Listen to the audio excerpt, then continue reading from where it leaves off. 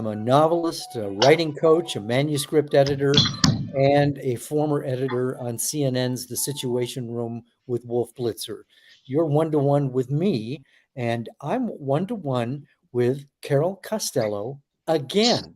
Carol and I, we had this conversation 2 years ago, but that was a long time ago. And in journalism, that's forever. So I've been looking forward to this because Carol has a brand new true crime podcast that is incredibly compelling. So Carol, welcome, or welcome back. Thank you. And it has been too long. 2 years is way too long. All right. Well, we'll rectify that today, and then we'll get together more frequently. Tell us about Blind Rage. In fact, before you do, let me go. I'm going to go to your website, and we'll play just a snippet of your promo, and that will set the stage, and then you can talk more fully about it. And I'm much more adept at doing this than I was 2 years ago, allegedly. So let's roll the video with the audio tape.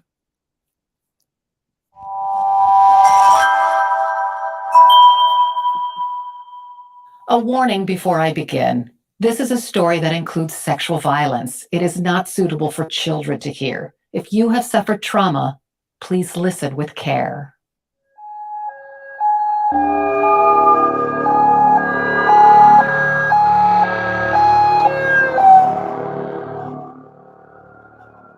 It was one of those days that I could remember it so vividly. It was like something if you heard, like when John F. Kennedy was killed, you knew what you were doing. You knew what the day was like.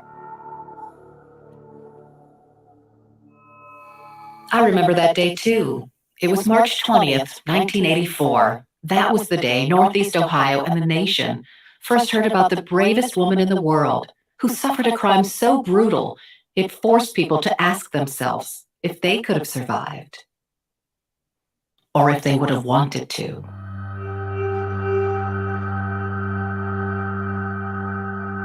There was this woman in Akron, Ohio that was, I don't even know what the word for it is, brutalized as an object of a vicious human being who hated women. I used to work with Mark Williamson back in the day. He anchored the news on Akron, Ohio's only local TV news station, TV 23. The news break with Mark Williamson.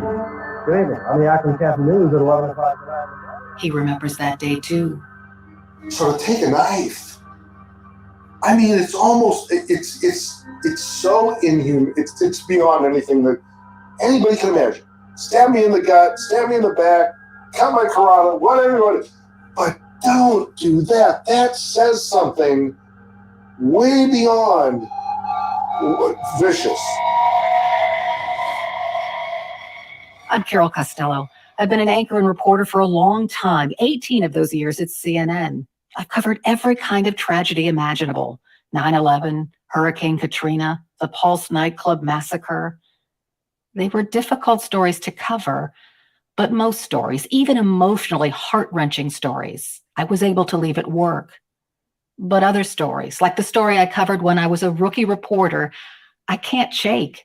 It has stayed with me all of these years, not because of the brutality, but because of the survivor, Phyllis Cottle. She gets under your skin. I've never met another person like her who used her intelligence, courage, and tenaciousness to transcend what happened to her. I talked with Phyllis's daughter, Diane. His mindset was he was out to kill her. That's where he was. You know, his mind, he was going to have a little bit of fun and then kill her and go on about his business like it was an average day. A lot of people ask me why I waited so long to share Phyllis's story. Good question. I started writing her story dozens of times over the years, only to suffer frustrating periods of writer's block. That's unusual for me. I can write a news story in like a minute, but not Phyllis's. I'm going to stop it there. It's very powerful, and I don't want to give away much more than what we already have. But it's one of those stories that has stuck with you for just about 40 years. And now you're finally able to really tell it.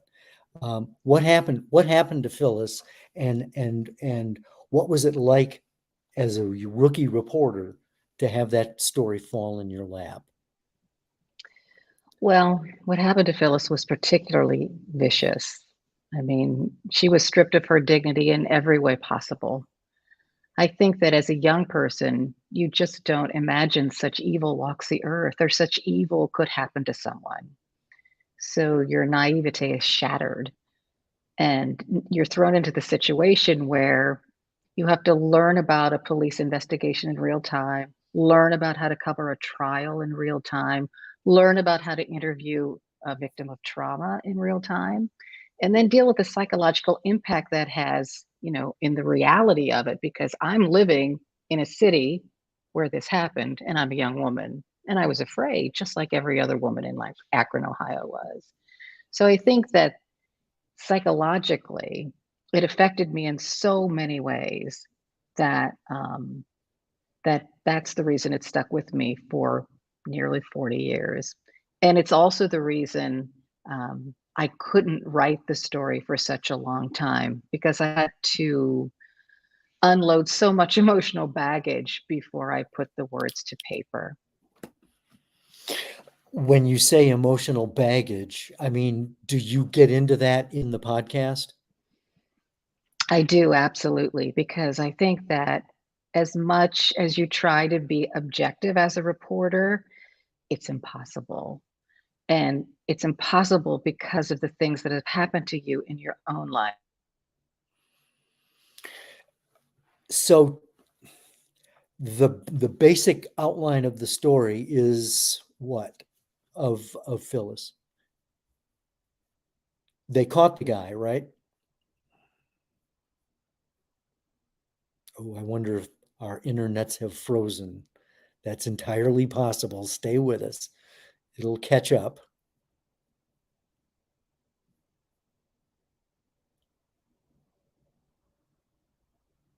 Dead air is not good in broadcasting or on the internet. So we're going to wait until one of our internets catch up.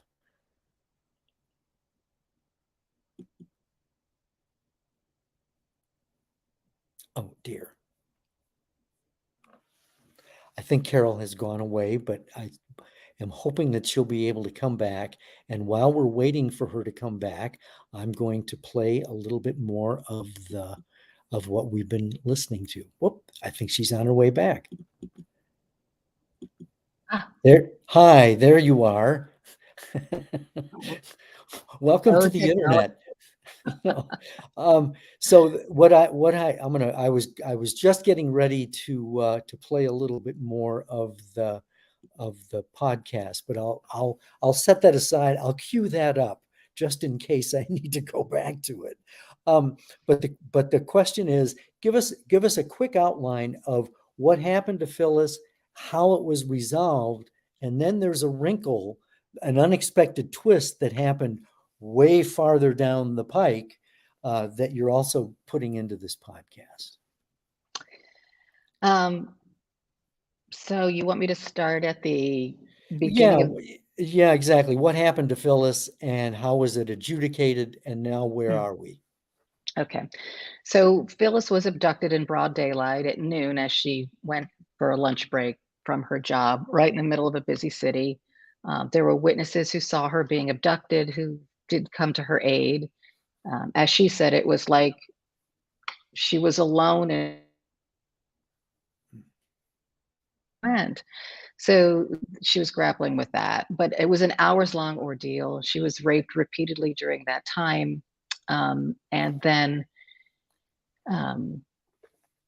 the attacker asked her if she was going to go to the police, and she said, "No, of course I won't." And he didn't believe her. And that's when he stabbed her in her eyes so that she couldn't identify him. And then he left her inside the car, tied up, doused the car with flammable liquid, and set it on fire. And she managed to get out of the car. And I share these details because, so often in true crime podcasts, the gory details are the story, But in this podcast, the gory details are only the start of Phyllis's story and certainly don't define her. And you will hear from Phyllis why that is. She was a strong woman. Anyway, she escaped and she became part of the police investigation team. In fact, the lead detective called her the leader of their team because she very much commanded the tenor of the investigation and the direction that it went, and helped police nab a guy in record time and put him behind bars. I think that the wrinkle comes in is, when I've collected all of this research surrounding the case, John, as you know, as investigative reporters do, court documents, and I have witnessed. The police really didn't look at anyone else, and she never could identify him because she was blinded during this attack.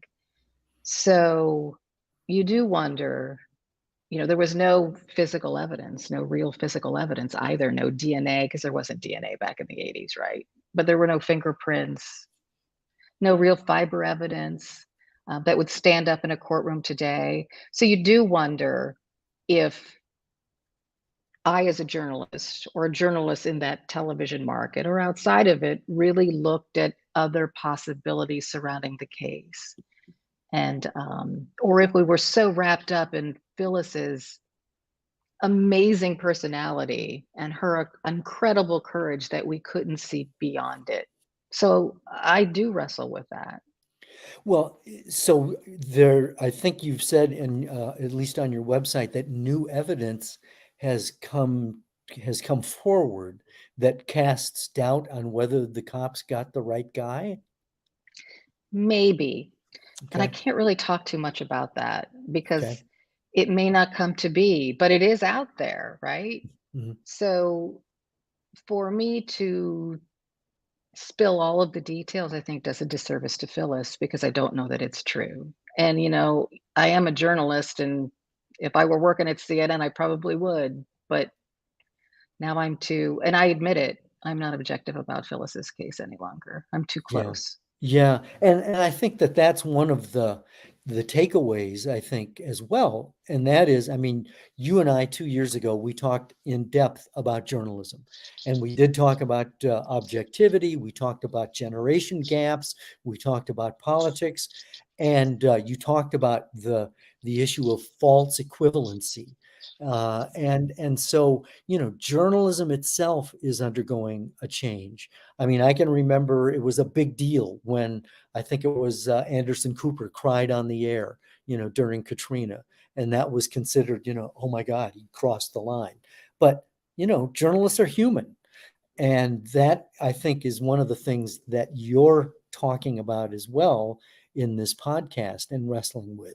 So, and you're also a journalism teacher. So talk about what you're teaching your students about objectivity. Well, first of all, I really don't buy into anchors or journalists crying on camera.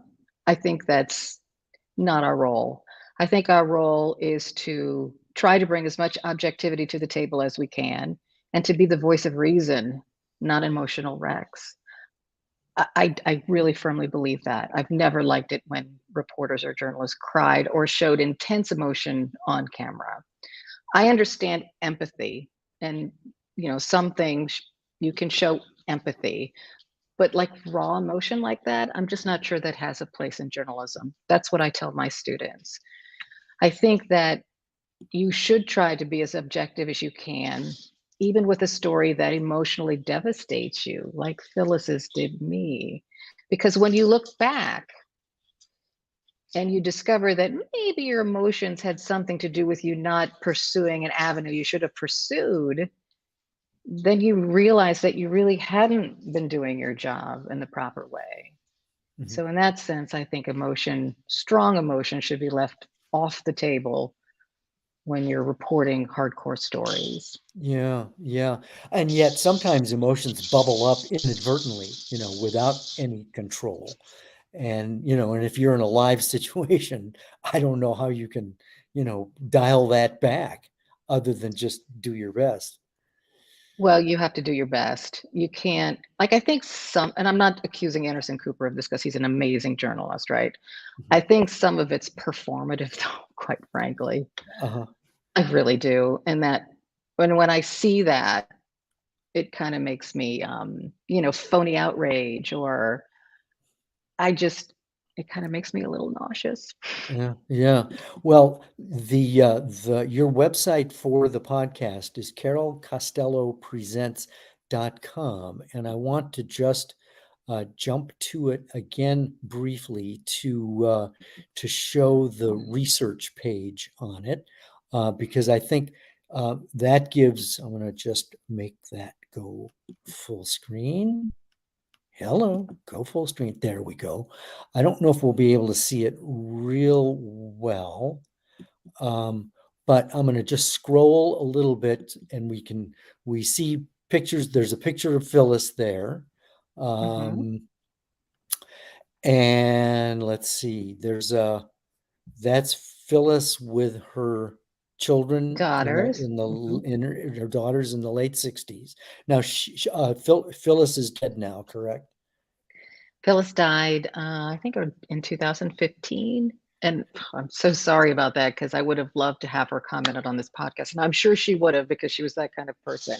Uh-huh. And she, of course, gave me these pictures because I kept in contact with her through the years after I initially covered her case.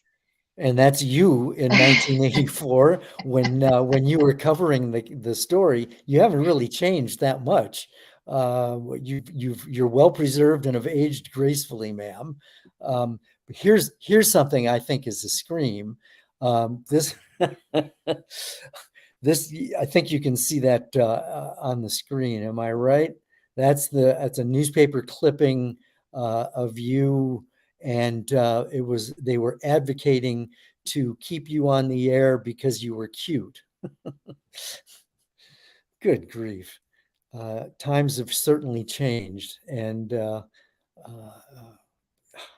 that it must that I don't know, how did you feel when that story came out?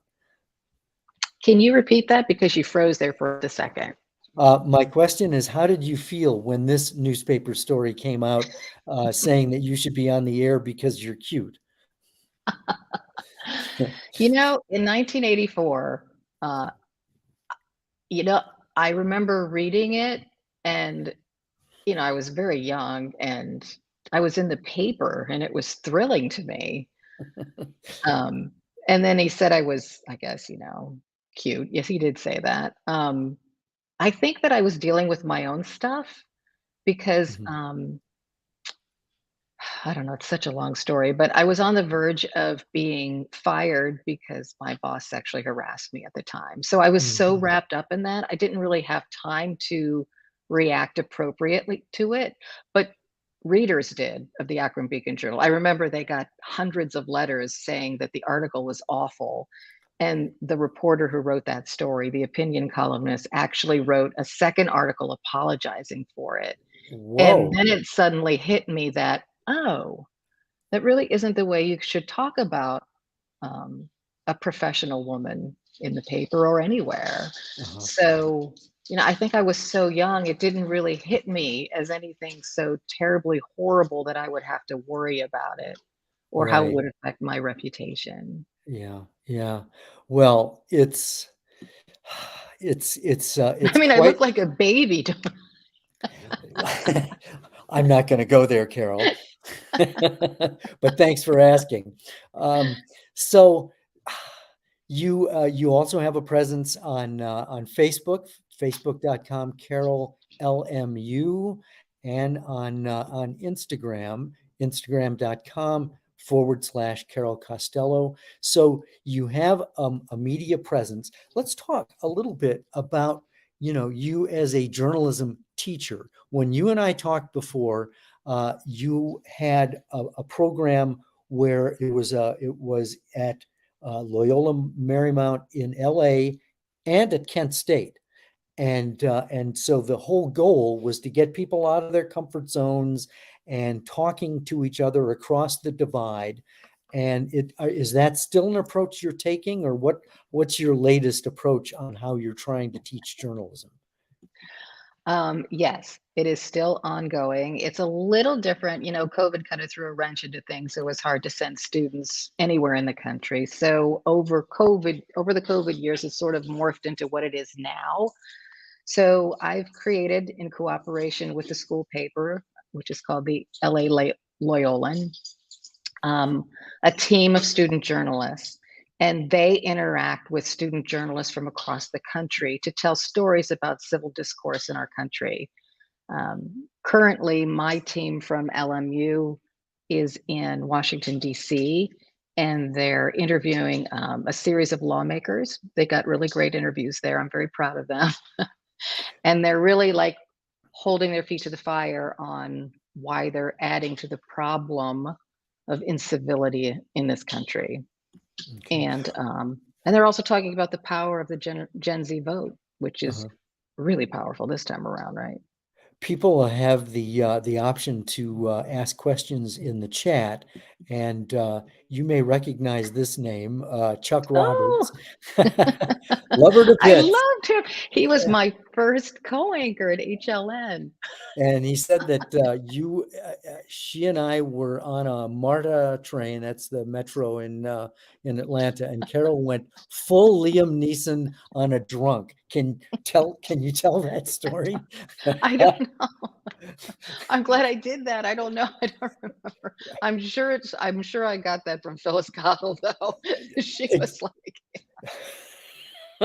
well, it was probably somebody who was, trying to pick you up, and you weren't going to have any of it. Is that a safe assumption? Okay, fair enough. Thank you, Chuck. I appreciate the question. So anyway, you were talking about your students getting some interviews in DC, and let me ask it this way. When they come back from these outings, how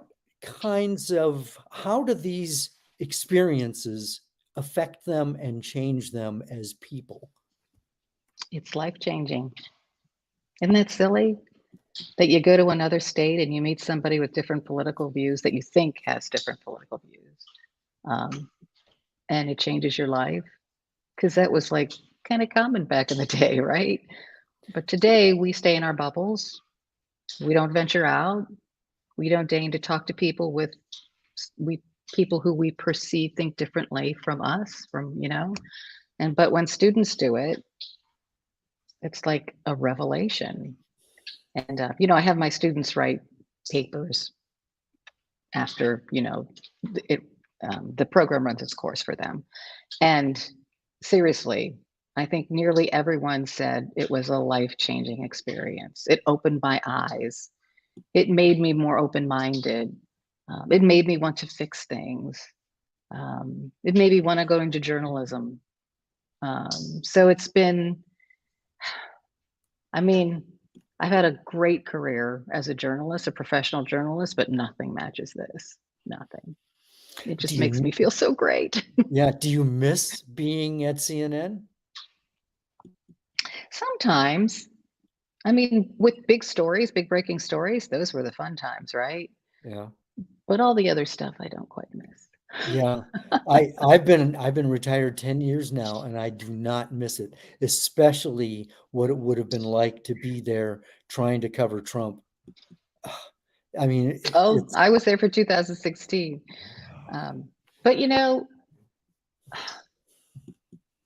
I don't know. It really, I think it was a double-edged sword, because in a way it showed why we should value journalists. And in another way, it showed how journalists can make so many mistakes. So I don't know. I hope we've learned something, but we'll see. What do you think some of the mistakes were? Well, taking Trump's rallies in full, not talking about it on the other side, or parsing it at all seriously until it was too late. Not really covering Hillary Clinton in any way, shape, or form the way we covered Donald Trump. Those were big mistakes. Yeah. Trump was considered good TV, right? Yeah. Okay, we're having a frozen moment again. I think we will probably bring this to a close sooner rather than later, but we've at least had an opportunity to talk about the Phyllis Cottle podcast, and it's very powerful. It is at. I'm going to go back to the website. It's Carol Costello presents.com. I know, but I've been filling the dead air here. And Oh, it's a very compelling podcast. And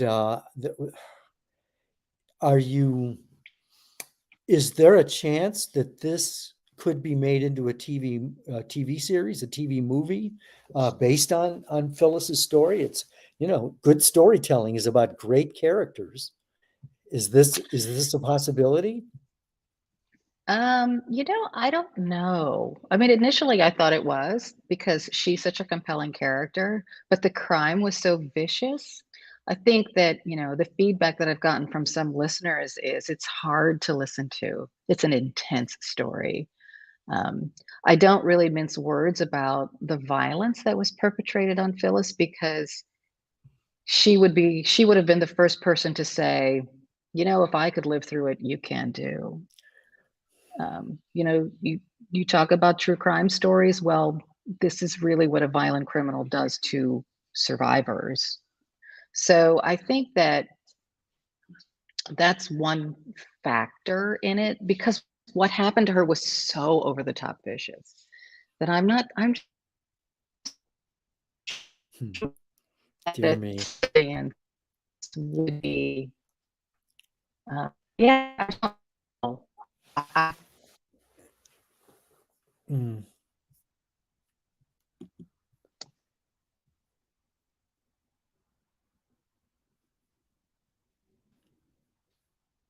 I was wanting to ask she's Carol, like are you oops. You've been going away, but I have one more. You're able to hear me, am I right? I can hear you now. Okay, one more quick I'm so question, sorry. and then I'll let you go. No, it's not you. It's the ozone. Um, how are you different now as a person than you were at 22 when you covered this story from the beginning? I'm much more forgiving of myself. Really? Is there a Yes. lot to forgive? No, but I think that when you're young and you're trying hard to become a success, everything hits you so hard. Every mistake you make is a huge mistake, even if it's not. Um, you know, I wasn't, I explained in my podcast how everybody got an interview with Phyllis before I did, and I was beaten. And I've always beaten myself up because, was I too nice? Was I just human? I kicked myself and kicked myself. Today, things happen. You make mistakes, you get up and you move on. And most mistakes you make aren't catastrophic. Um, but back then, they sure seemed that way. I think that's the biggest difference. I can forgive myself now for those little mistakes that I make along the way. So, what's next for you? Mm. Well, I'm going to produce a second season of my podcast. I don't know. Well, I do have 3 different cases that I'm thinking about. So in a couple months, you'll probably see a new product from me in the podcast world. And then I think I'm thinking of writing a book, a fiction novel, a novel. As you know, it's very As I know. difficult to do that. But I think I've got it this time. And I think the podcast helped me because writing a podcast is a little like writing a novel. Uh-huh. It was Uh-huh. hard. So I think that I'm more prepared now to actually meet the challenge. Excellent. Excellent. Anything else that you want to add? No, please listen to my podcast because I do think Phyllis Cottle's story is important and it needs to be heard and she needs to be celebrated because she was a pioneer when it came to survivors speaking out and fighting back. She was one of the first survivors to do that. So please listen to Phyllis's story because not only is it an incredible story, but it's an important story to hear. Okay. I'm John DeDakis. You've been one-to-one with me, and I've been one-to-one with my pal, Carol Costello. Carol, it's always good to talk to you.